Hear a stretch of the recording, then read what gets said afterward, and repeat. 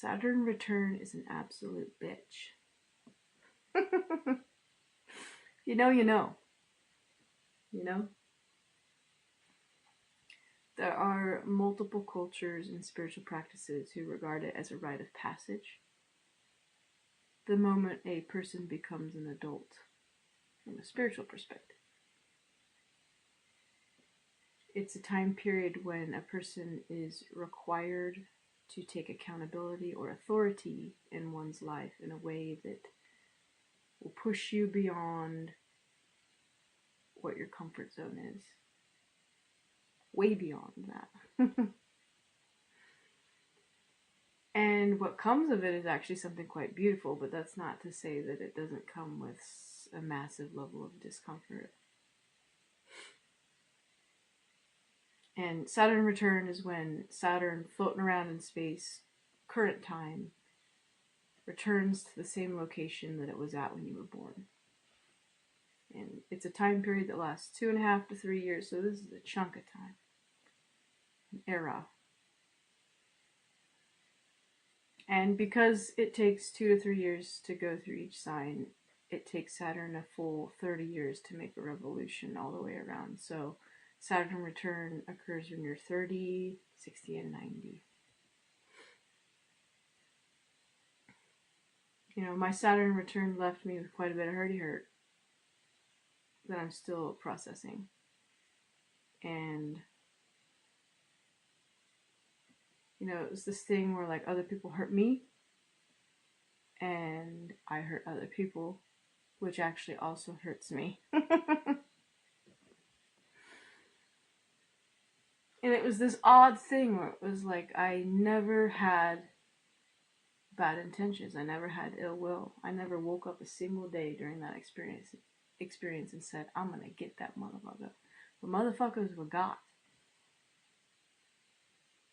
You know, and that in and of itself was a lesson that, like, you know, sometimes the intentions don't necessarily matter. And I still have to take accountability for the hurt that I caused, even though I did not intend it. So anyways, what in the hell do you do? You know, what's done is done. I've tried to fix it, and there's really nothing that I can do, to be honest. You know, but it was halfway through my Saturn return that I had a spiritual teacher say, hey, Lindsay, like, practice Ho'oponopono. And I completely forgot about it until now, and that's one of the things that I have been working on. And Ho'oponopono is a Polynesian prayer meditation.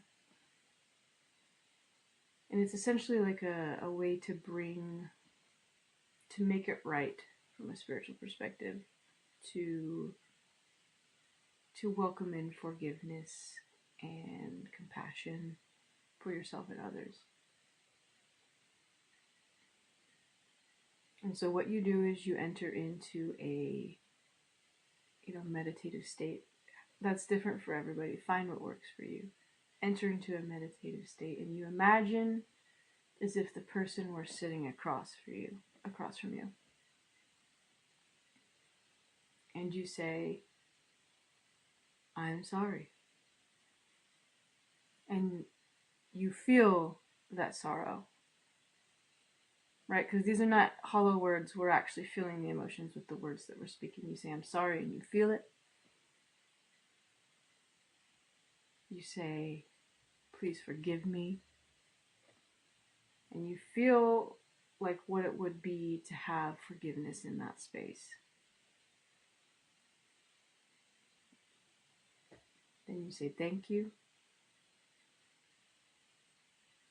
Feel the gratitude, as if forgiveness existed in the space. And this is my favorite part. You say, I love you. And you feel love. And you do it, you know, as if the people that you hurt are sitting across from you. But then you do it as if you are sitting across from you. And I don't know about you guys, but it is so easy for me to forgive other people. Like, I literally don't give a shit.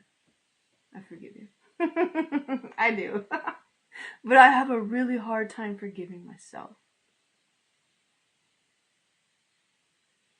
So I do the whole thing over with me.